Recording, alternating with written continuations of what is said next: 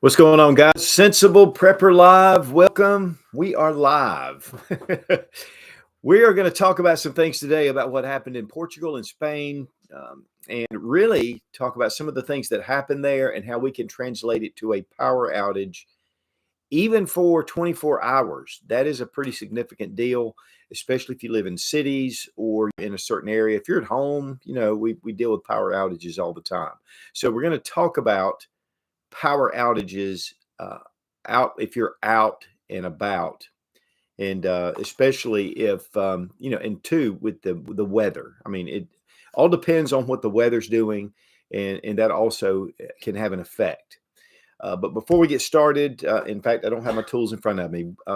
Exotac makes some of the best fire starters on the market. I have some tools right here in my fire kit. And these are some of the best fire tools out there, whether it's ferro rods, even survival matches, all kind of different strikers. And they give a 20% off using Such20 with the link down below in the description. They are sponsoring the video today. But the one thing about water is it boils your water, cooks your food, gives you heat, gives you light, and can keep predators at bay, and it's just good for morale. So having a fire kit is essential. It is one of those basic elements that we have fire all around us. We just don't know it's harnessed, and the light is harnessed in our heat and our heating systems. But you need to have a way to start fire in case the situation that we've just seen. Okay, and also check out the Such Gear website. We're doing a lot of things over there. Go check it out. We're doing monthly giveaways, and we have a lot of Such swag, but we also do a lot of other stuff. So go check it out, and it's suchgear.com. Okay, power outages. Again, we deal with power outages.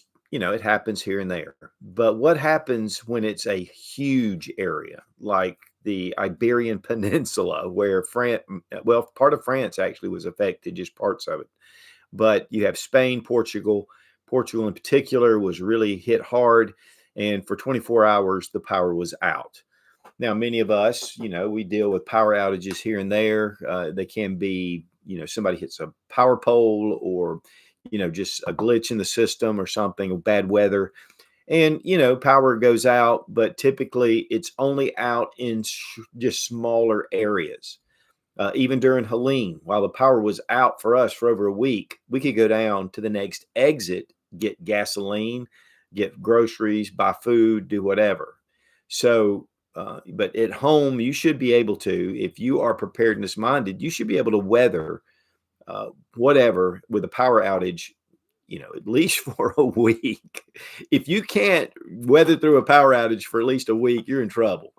But as a prepper, especially, that's one of the things we do. It's not necessarily SHTF, the end of the world, the zombie apocalypse. Speaking of which, I just got in my my Gundy's award for the most likely to survive the zombie apocalypse.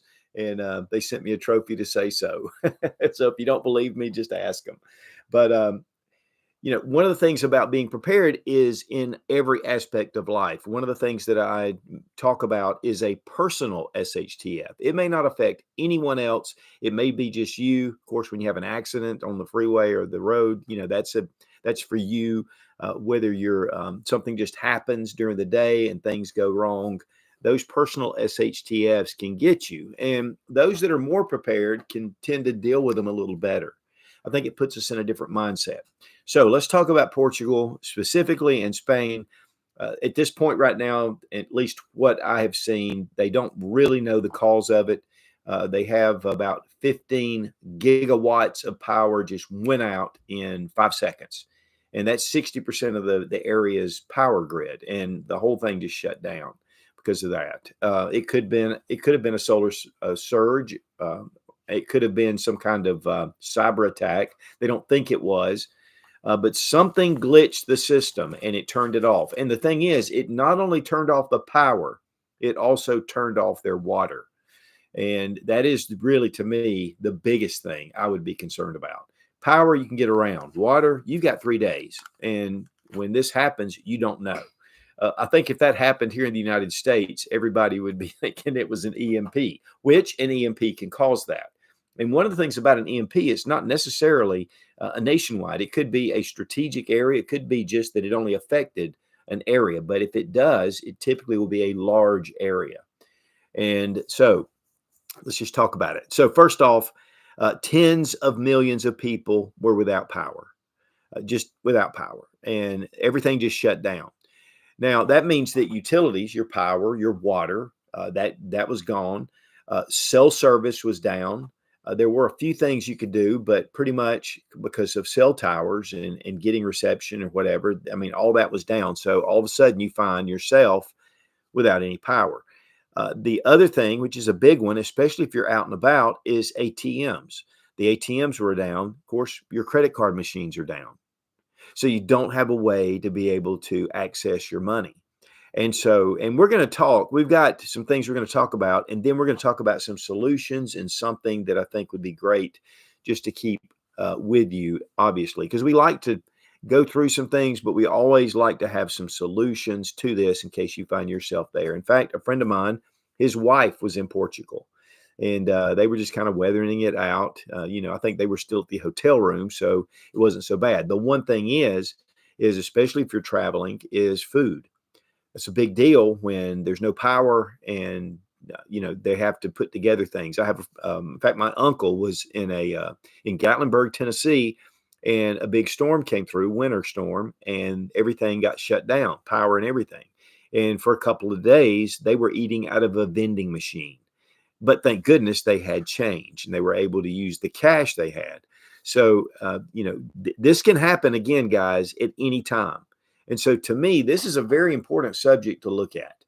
So ATMs are down. Also, transportation. Transportation was shut off.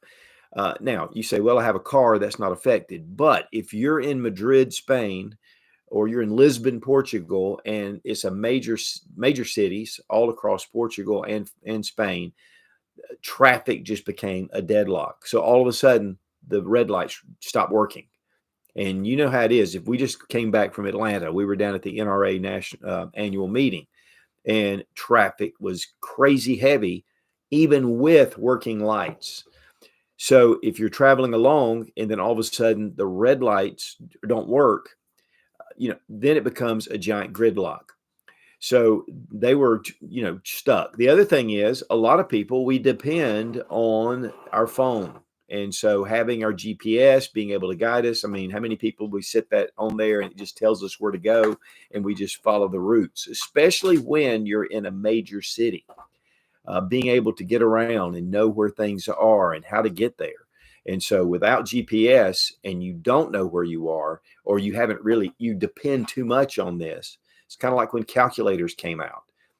Everybody could do math in their head. They could figure out math. Then once calculators came out, we got lazy, and then we began to lose the ability to do math quickly.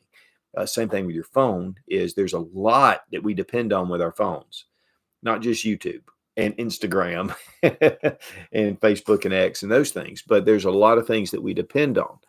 And being able to call someone, if you can't call them, you don't have GPS, you have no way of communicating, you're just sitting there.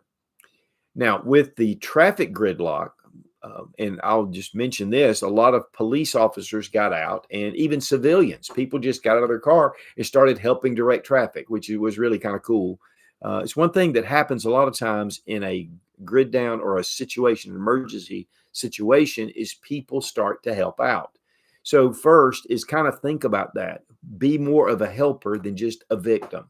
And I think that goes a long way in these kind of emergency situations. Plus, it gets your mind off of what you're doing and yourself.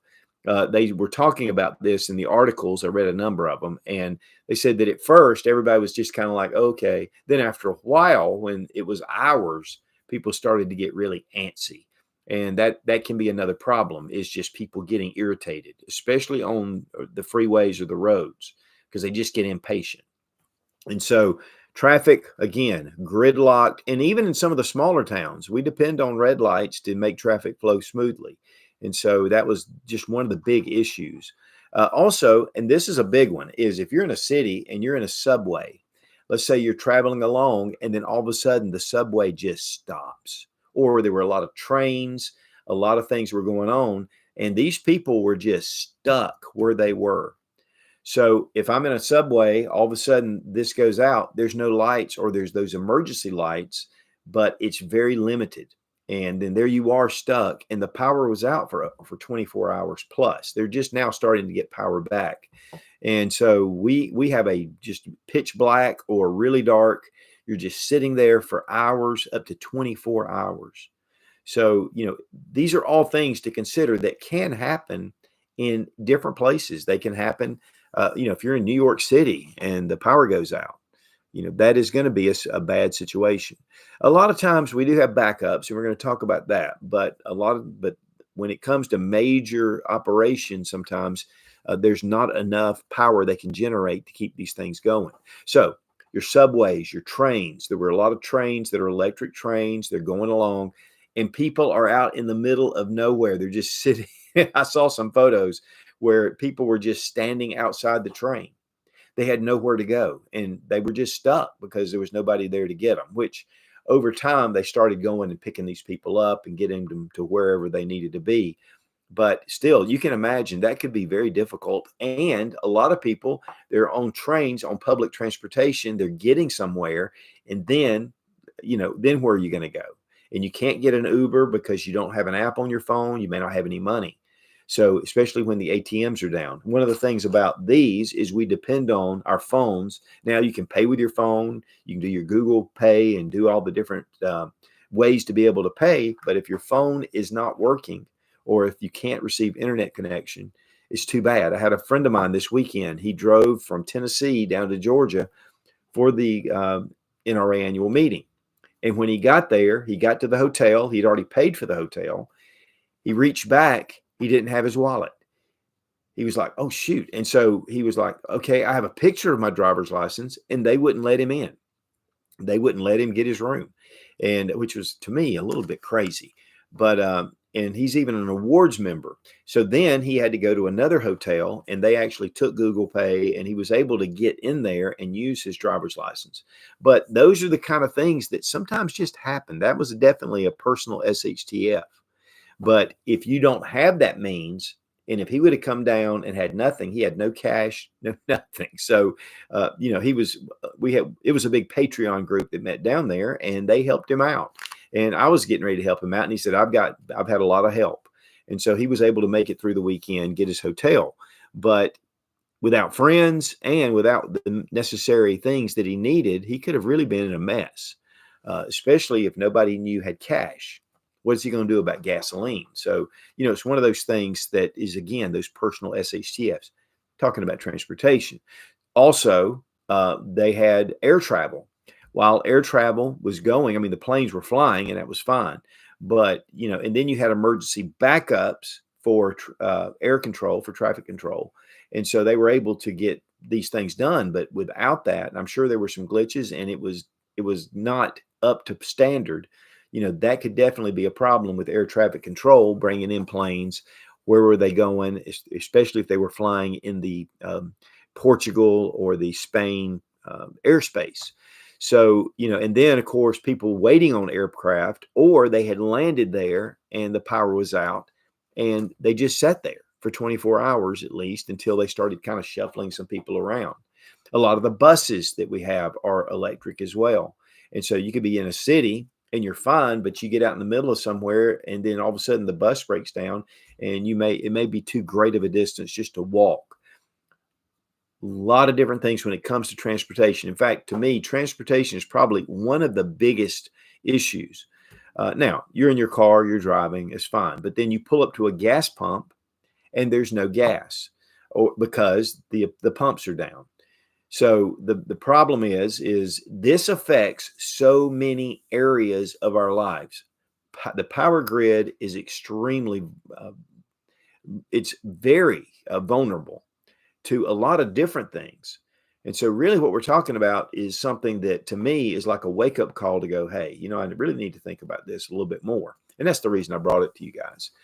One of the things was the power plants now, they had power.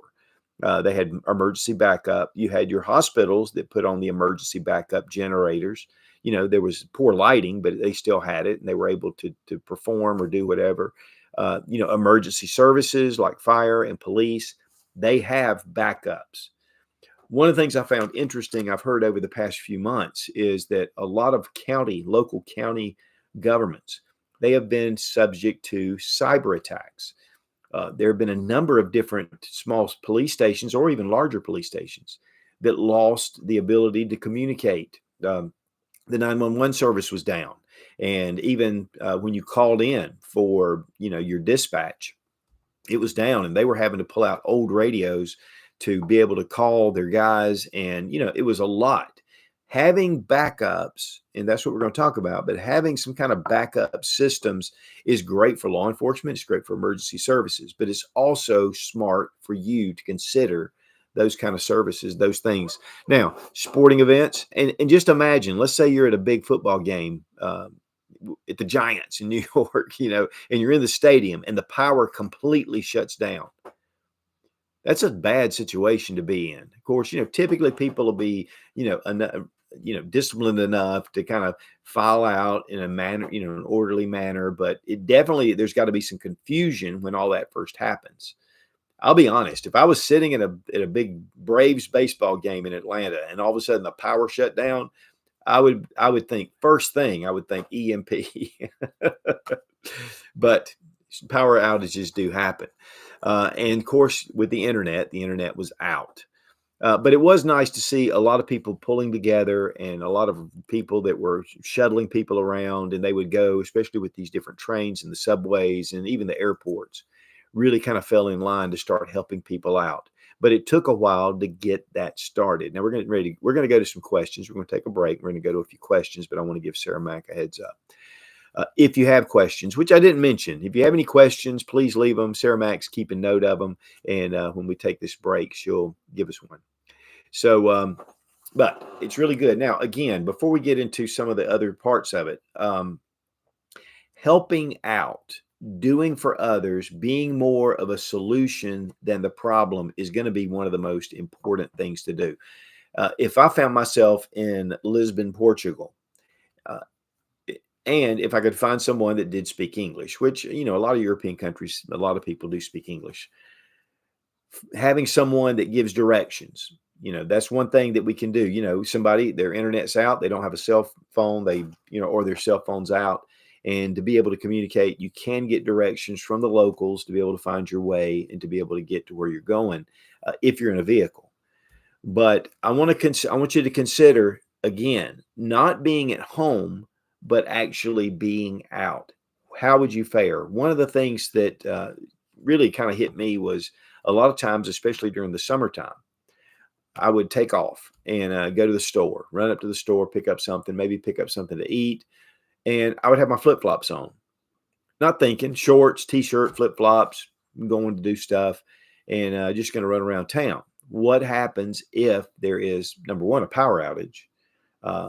But even more so, let's say I have an accident. Let's say that something really happens where I am. Let's say I'm at Walmart and somebody does something. Do I have good shoes to be able to wear if I need to maybe walk home? Maybe need to get myself somewhere.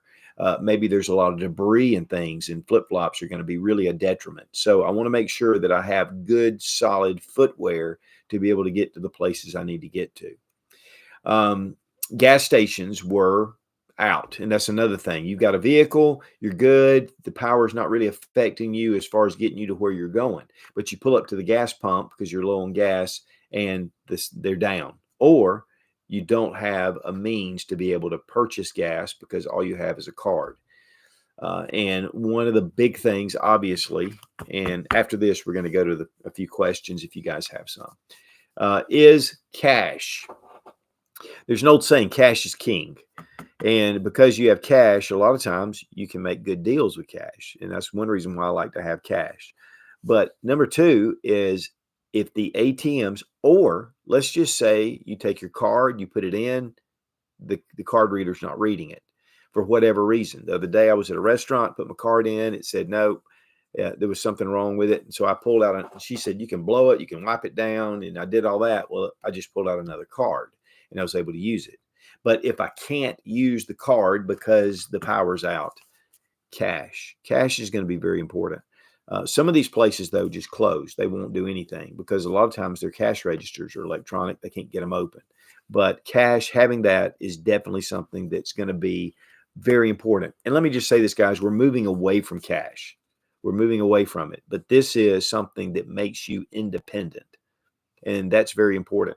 When you lock yourself in to electronics or to a banking system or to whatever else, which we all have to do, and it's really convenient and we need to do it. I mean, that's fine.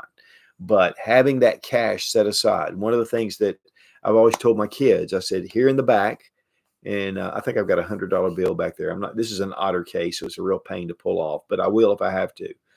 I put some money back there and then I just forget about it. And honestly, I don't think about it unless I have a situation where I go, oh crap, I need some cash.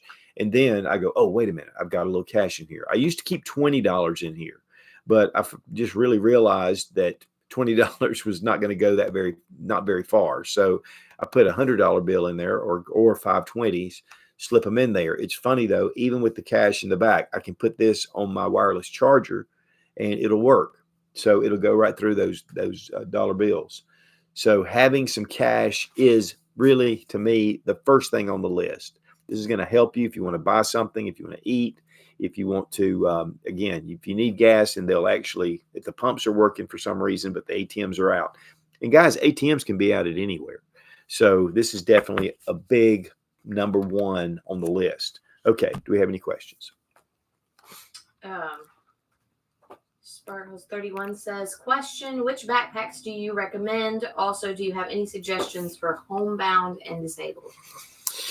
A good backpack, and it's according to what size. If you're looking at sort of a bug out backpack or an inch bag pack, you need a really large, I would say like 40-liter pack. I mean, and that's a big size pack. Let's see, I've got something right here about that size, like this. This is a Mystery Ranch. These are good quality packs. Wouldn't necessarily go with camouflage, if I'm in an urban area, but if I'm in a rural area, this really works well. And it gives you a little bit of course, everybody wears camo in more rural areas, but having a good quality pack. Now, this again is a large pack. This is not what I use for my get home bag. I kind of trimmed this down. It's like a mini bug out bag, and it's about a 30-liter, 35-liter pack. Maybe even a little smaller, really what I would call a day pack. And that means it goes 24 hours. This is a 72-hour pack. You should have enough supplies in here to get you through 72 hours of whatever situation. And that should give you enough time to get somewhere if you're in a bad area. So, but a get home bag, again, is a smaller pack that I can transport easily. And I'm just trying to get home. One thing, though, that I switch my get home bag out for is my bug out bag when I'm going on extended trips. Driving down to Atlanta, it takes a little bit more. I'm going to have to walk. And one exercise that I've said this a number of times is to take your phone, get your maps open, and it'll be by car. Switch that, because there is you can switch it to walking, and it will shock you. It'll shock you. Where it takes us, 2.5 hours to get down to Atlanta where we were going, it could take us 2.5 weeks of walking. Hey, do you have enough supplies? Do you have what you need to get you there? And typically you're not. You're not going to pack 2.5 weeks of food in here and have anything else left, if you can even get that in there. So this is mapping it out, being realistic about what you're doing. Now, and then for me, a lot of times, if I'm doing something really light, or I'm going to the dojo or the gym, or I'm out by the pool, I like to have a little waist pack or fanny pack with just the essentials. If I need something off body, I'm going to the beach, I carry one because we're all down there. I'm in my bathing suit. We may get in the water. I don't conceal carry that way. So I keep a backup off body, and so there are different places you do that. But there's a lot of packs out there that are really good quality. One, of course, the Mystery Ranch. They're very well made. They're made right here in the USA. They're great packs. Maxpedition is one of my go-to packs. love Maxpedition, and they have a number of different styles, so you can really fit to what you're wanting to do. Some of them are more like a gray man, so they're kind of just nondescript. They don't have a lot of molly all over them, so they don't look like a tactical or anything. They just look just basic, and that way, especially in urban situations, you don't want something that screams tactical necessarily. And then there are just some smaller packs. And what I want to talk about too, as far as what we're looking at right here, is to be able to have some small pack to be able to carry with you when you're going around, and having just the essentials that really are going to be vital in this kind of situation. Also, your Rush series um, by 511, those are good, great packs, and they're not quite as expensive as the Maxpedition. Vertex, those are good packs. And so there's a number of different ones, and in fact, way too many to mention. But there's different size packs. Find the one that kind of suits you, but get one that's decent quality. Roaring Fire Gear has some pretty cool stuff. It looks more. They do a lot of wax canvas, but they also do the ballistic nylon. Those are great packs as well, and those are very reasonable, and yet they have lifetime warranties. So you can check that out. JCCC asks, what is the rifle on the wall? That is a Springfield Armory. It's their 22 bolt action. And I was doing something completely different with a semi-automatic that looks similar, and I just pulled it out. And so before the video started, I set it up there. But it's one of their, and I can't actually, right off the top of my head, I can't remember the name of it, but it's just one of their 22 bolt action rifles. They're great. They have one with a wood stock. This one has the more heavier barrel. It is in 22 long rifle. But those are great little rifles. And in 22, it just makes an excellent, really soft shooting little option. Boxer Papa asked, John, what make and model to a walkie-talkie would you suggest for a 10-acre homestead? Thank you. It's according to how much line of sight you have. A lot of times you need that line of sight. It'll say 5 miles or 10 miles, and usually it's not anywhere near that unless you have just a flat area. Midland makes great radios. They've been doing that for years, and that's really what we use. In fact, I think this is a Midland. Yeah, this is just a Midland emergency radio. This is not a portable walkie-talkie type, but your small Midland are great. In fact, that's really what we use. A lot of times there are some more commercial walkie-talkies that are a little more, they have a little more range to them. Even something like a handheld CB is also something that you could use. But typically the Midlands are what I use, and we have a number of different ones. So I don't really have a model number. I have a set sitting over there. What's cool is you can have a base that's that you can keep your radios charged, and then you can take them out. And those little radios are very important, not only for just communications like that with a 10-acre area, but also with in a security situation.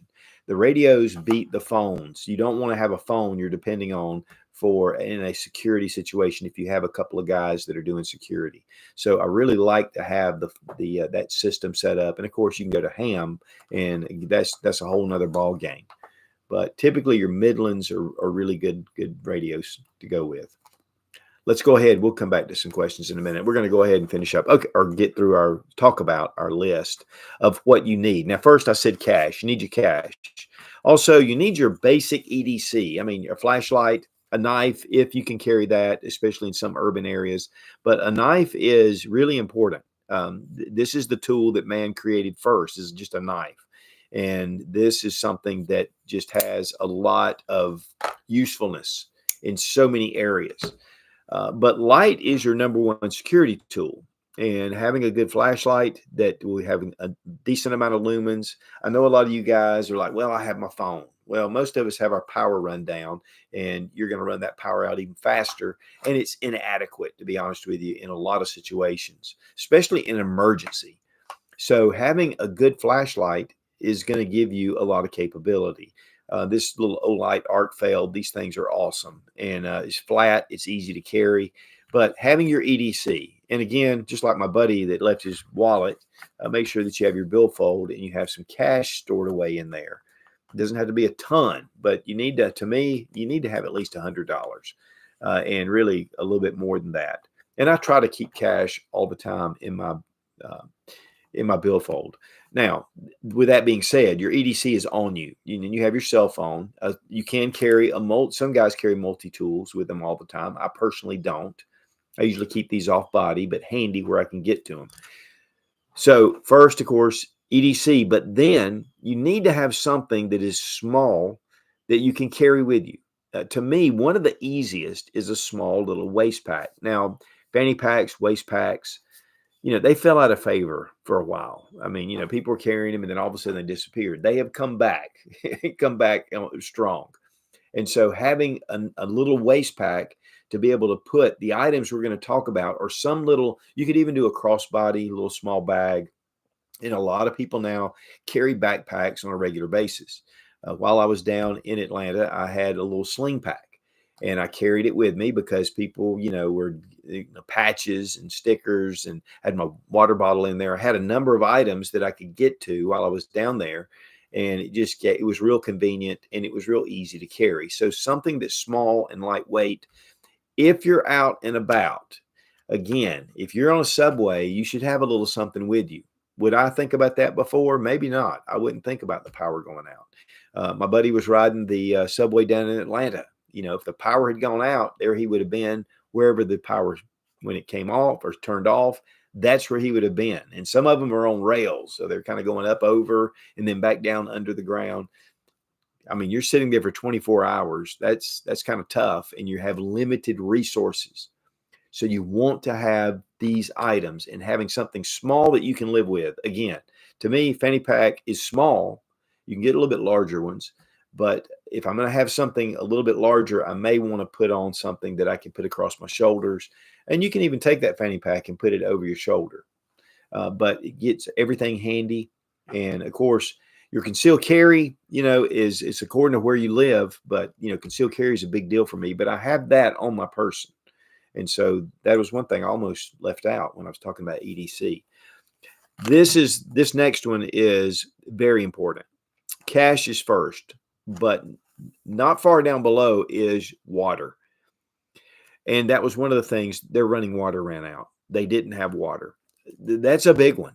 In the rule of threes, you can live 3 days without water, and then your body just dehydrates, and then you end up dying if you don't get water. So having at least a bottle of water with you. Now, a lot of us do carry water. I had a bottle of water with me while I was walking around, talking and hanging out at the NRA. But if I needed water, I could get to it. This is not going to last me 3 days, because you really need about a gallon of water every day. So to step above that, I would look at something like a small little Frontier filter straw. These are really tiny. They're going to fit in your pack or whatever. I mean, this is a small size, has a little straw, and you can put this in the end of the filter, put it down in water, and you can drink it. You do not want to drink raw water, especially in an urban area, out of any kind of water source. And so having a means to get water. And to me, again, this is like really, I mean, the cash is going to be inconvenient, or it might get you something. But man, if you don't have water, that is going to start being life-threatening if this would have continued on more than just a day, but even for 24 hours. Now, you may be on a subway. They may have some waters. I kind of doubt it, but they might, or they might bring water out. But if you're on your own, you're going to want to have some way to have water. And then they have the filter, the Frontier filter. This is the Pro model, a little bit larger. So it's going to take up a little more room in your pack. There's a number of different filters. The Life Straw is a good one. The Grail system is big. This is big. And I don't know that this would really be suitable. And I don't really think it is. I think really you need to think more of a small filter straw. The Life filter straws are great, but they're larger. But to me, this little Aquamira, and this is the Frontier straw, I think it'll filter 11 gallons of water, right? Just with this small little piece. And it may be more than that now. But at one point, it was 11 gallons. It takes out 99.9% of your cryptosporidium or giardia, things like that. In fact, we have these on our website, I believe, in our store, our Amazon store, which we do a lot of survival stuff over there. And so these are going to be really important items to have. Water. And I can't stress that enough. Now, the next, again, is flashlights. You should have a flashlight on you. This is your EDC. You should be carrying a flashlight. Again, don't depend on your phone. But if I had a flashlight tucked away as redundancy, because light, again, is not only your number one security tool, but in a subway tunnel, it's going to be important. Or you're sitting somewhere and it's dark. You want to have some kind of light source, especially at night. So headlamps, to me, if I had one light in an emergency situation, it would be a headlamp, because I can put this on my head. I can go hands free. And with these lights, I can pull them out and I can use them as a standard flashlight, or just keep it here and use it. So I like to have some sort of headlamp. Typically, I use the Perun Mini from Olight, and it's a really small light, but it's really bright, really capable. I love the Perun Minis. They just work very well. This is a zebra light, and I've had this for years, and it still works really well. So this just is a great option. But, and of course, you can get one of the Petzls. Now I keep turn it off. I got to turn this thing off before it fires up. Okay, there we go. Sorry. But the light is going to be very important. Again, you may be in the broad daylight, no problem. But sooner or later, especially with them, it was a 24-hour deal. So they had to go through a night somewhere in that time period.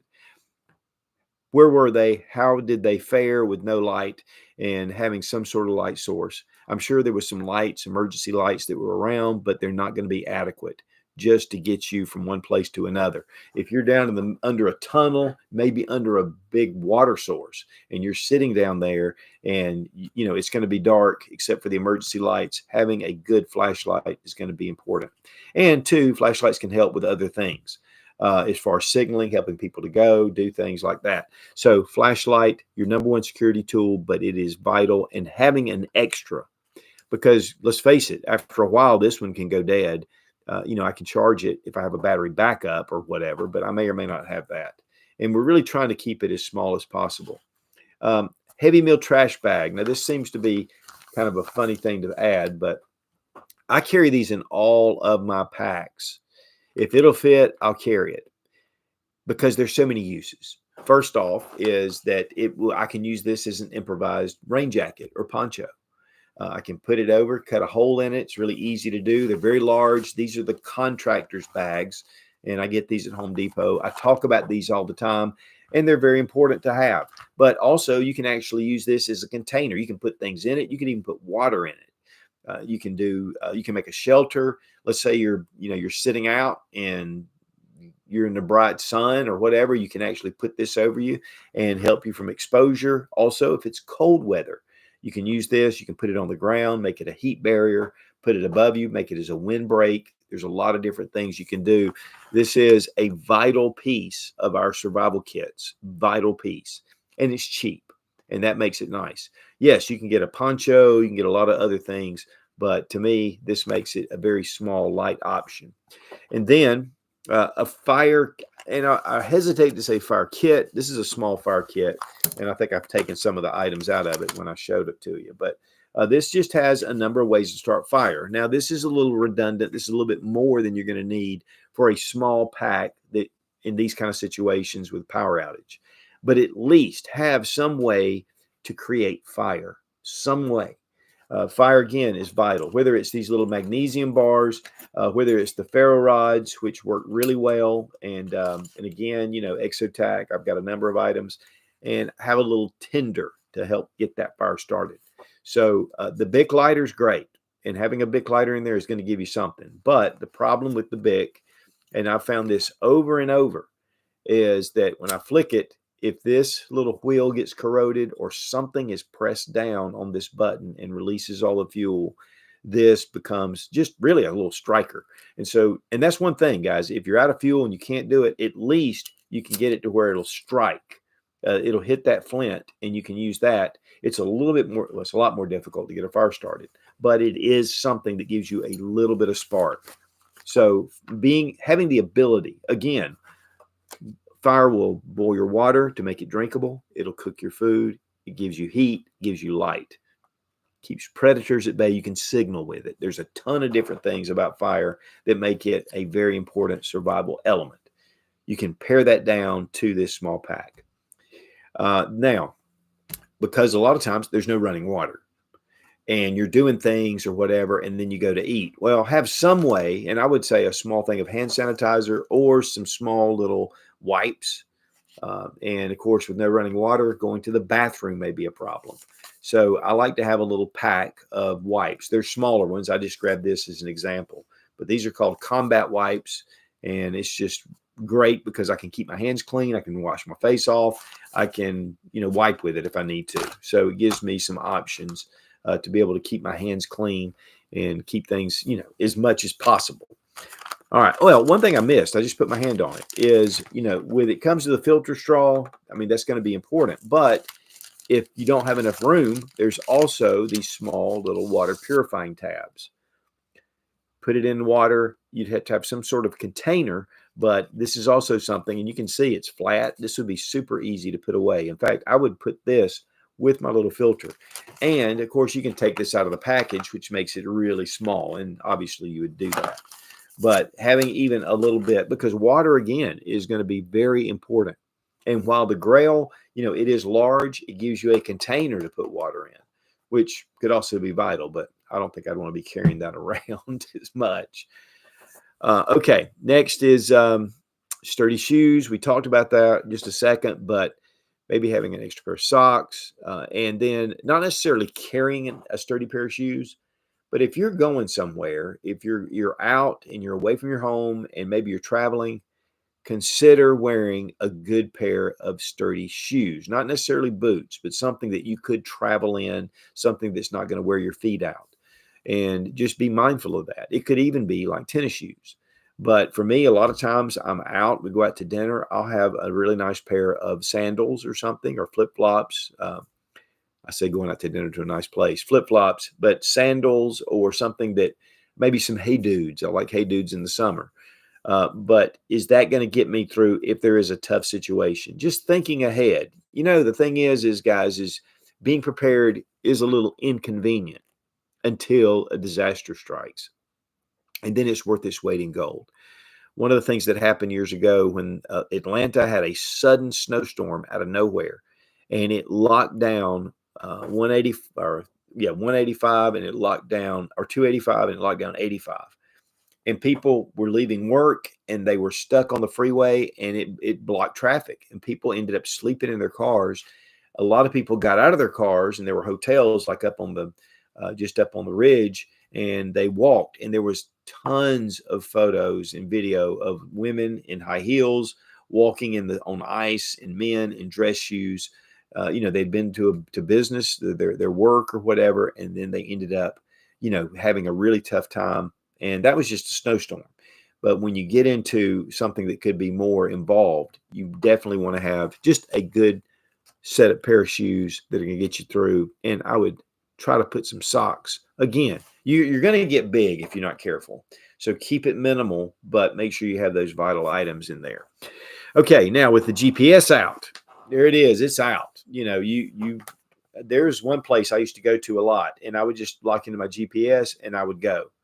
And then one time I forgot my phone, and I got almost down there, and I was like, I don't even know where this place is.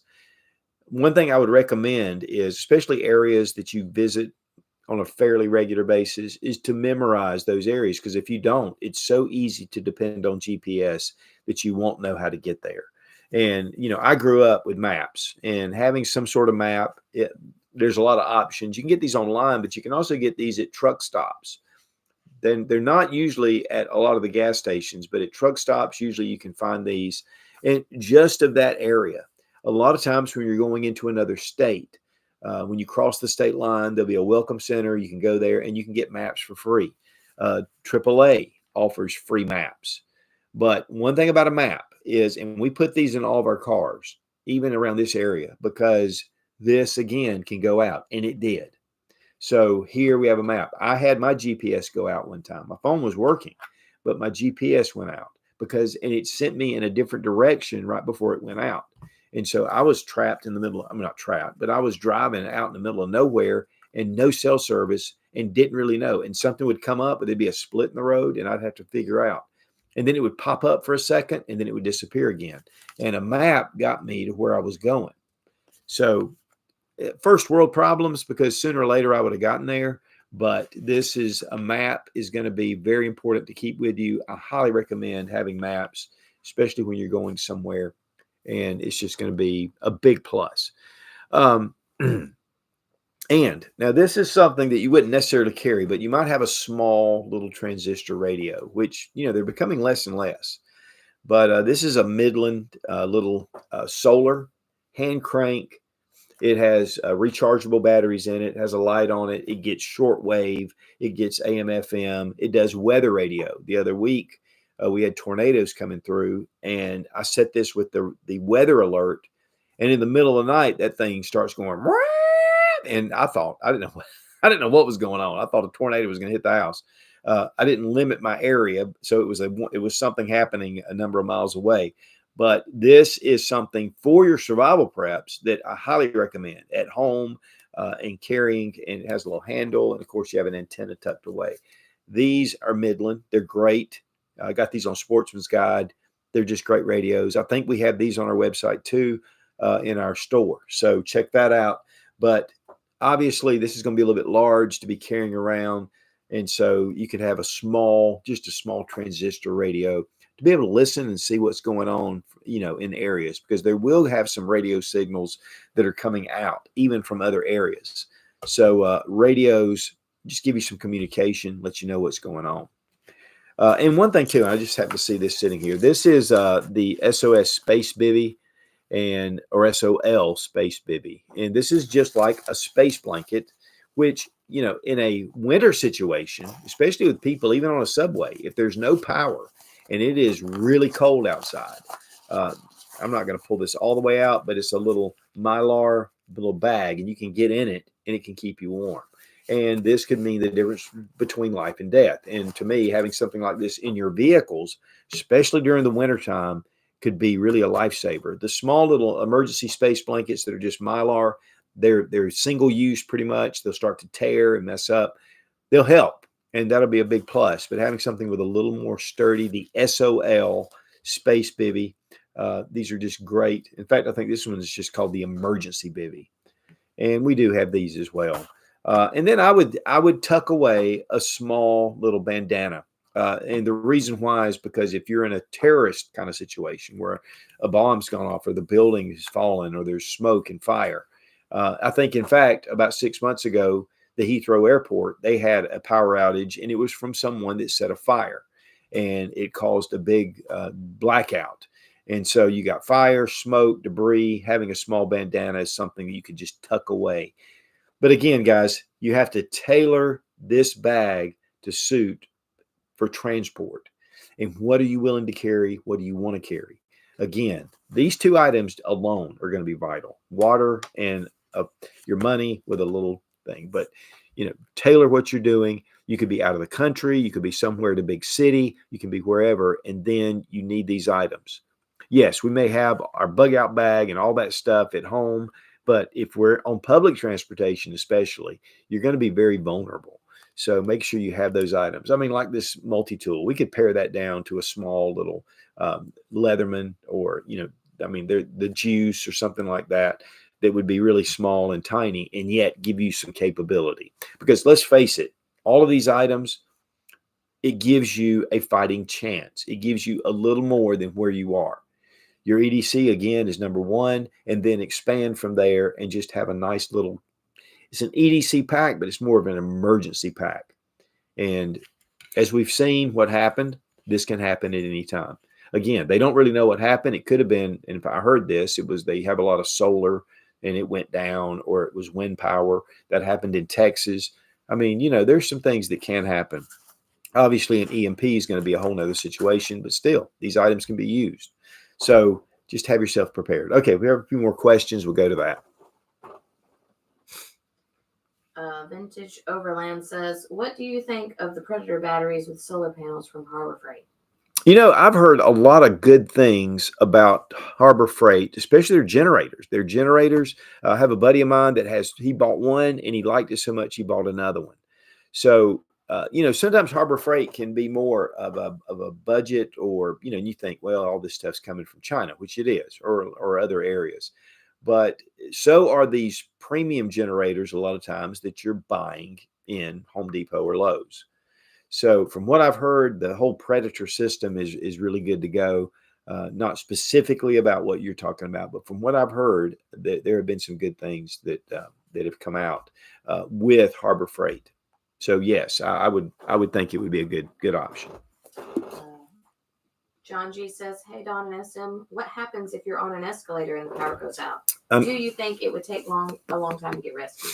An escalator, that would be tough. An escalator, yeah, you'd probably have to just stand there.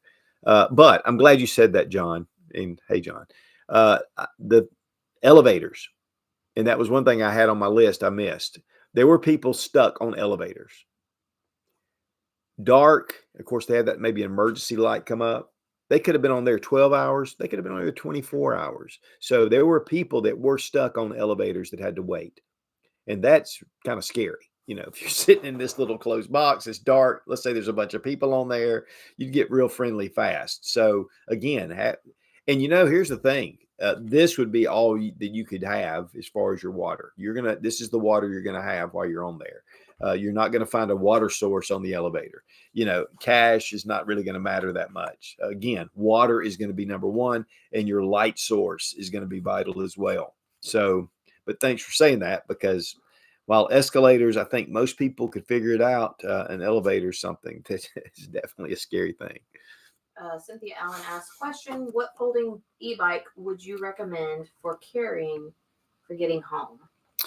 Well, there are a number of e-bikes out there. I have an e-bike that we're going to review. We're going to do some stuff with it. But I don't really know a lot about the e-bikes, and I've been doing some research because of what we have. But there are some good options. And I think that a folding e-bike would be like very important, especially if you're going somewhere, going out, and you can pack that in your vehicle. But I would like to be able to tell you what brands, but I'm not really in that world, so I don't know. But I think that honestly, an e-bike. It was funny, a few years ago, Nothing Fancy got one of these electric scooters, and you can fold it down. And he tucked it away and said that would be a good option to be able to travel, and that is a great option.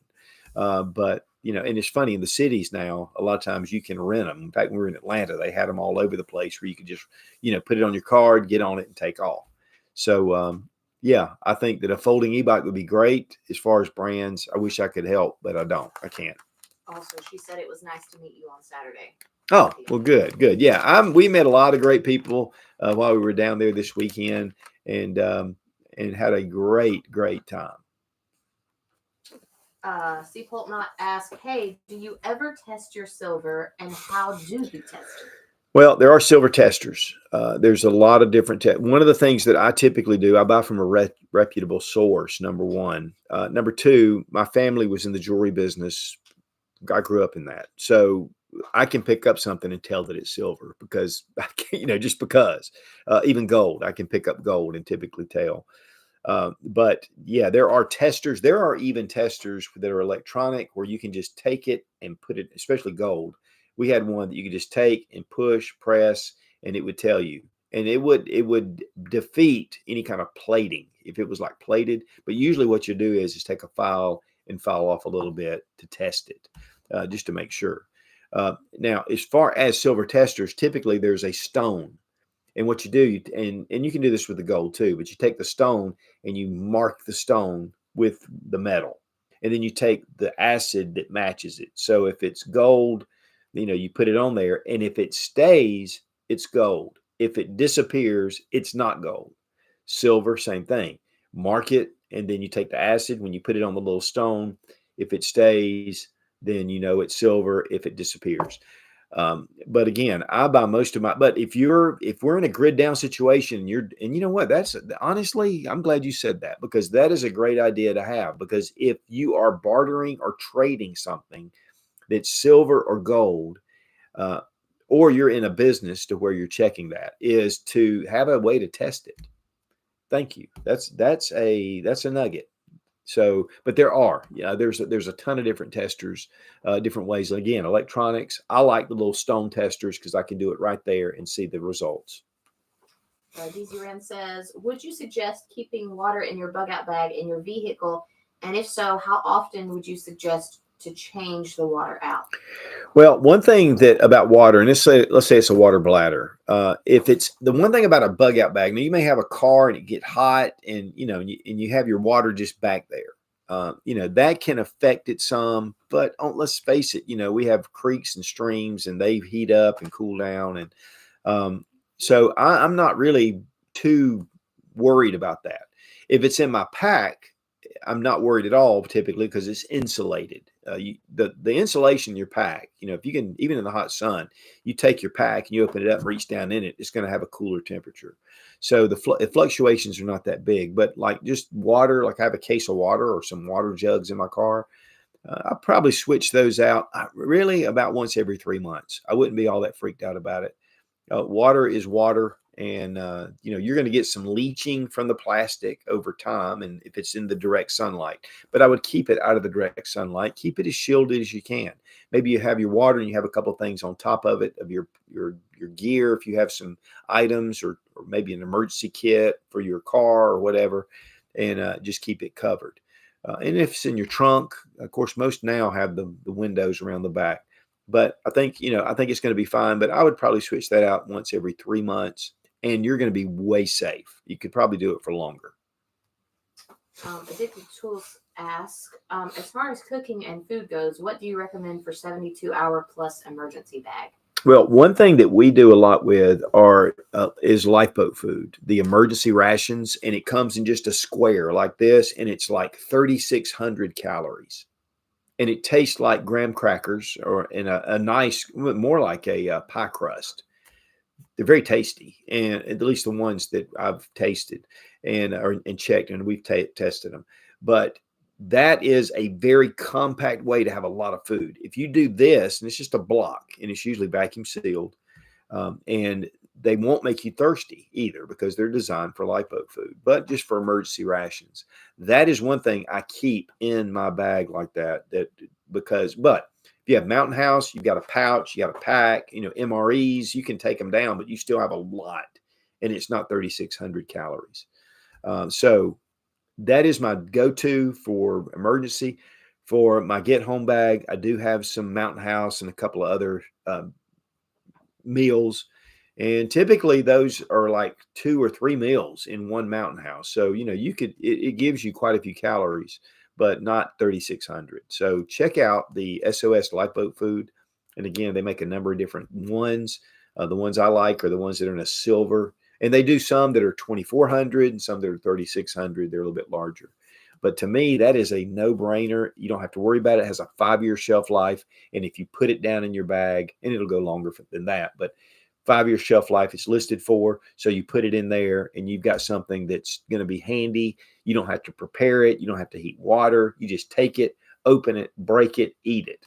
In fact, when I was testing, I did a test one time here on Sensible Prepper, and I just got it out to do a taste test and talk about it. I sat there that night and ate the whole freaking thing. That was a mess. I think I gained 10 pounds. All right. It's 1:00, guys. Thanks for being here. With this being done, and it really made me think a lot about being out and about, and do I have things I need? We're oblivious most of the time, but if something were to happen, it could be pretty catastrophic, especially if it extended over a 24-hour period. So having just some basic supplies, again, this is what prepping does. It buys you time to get through a situation, and then to find and to use wisdom and not panic, to make better decisions, to be better prepared when you get there. So it isn't an end all. It's one of those things that just helps you to buy some time. And that's the big thing. And this will buy you time, or just make life a little more convenient. Again, a big thank you to Exotac. You get 20% off using Suits20, and they make the best fire tools on the market. They're down in Winder, Georgia. And you need to have a fire kit. It's vital. Also, check out suitsgear.com. Check out our website. Again, some of the items that we talked about today, we have them listed and you can check those out. And it is an affiliate link, and it helps the Suits channel out. And we do giveaways on there as well, and we do weekly newsletters. So check out suitsgear.com. And a big thank you to Sarah Mack, and Seth's over there today, and just want to thanks for getting things set up. So be strong, be of good courage. God bless America. Long live the Republic.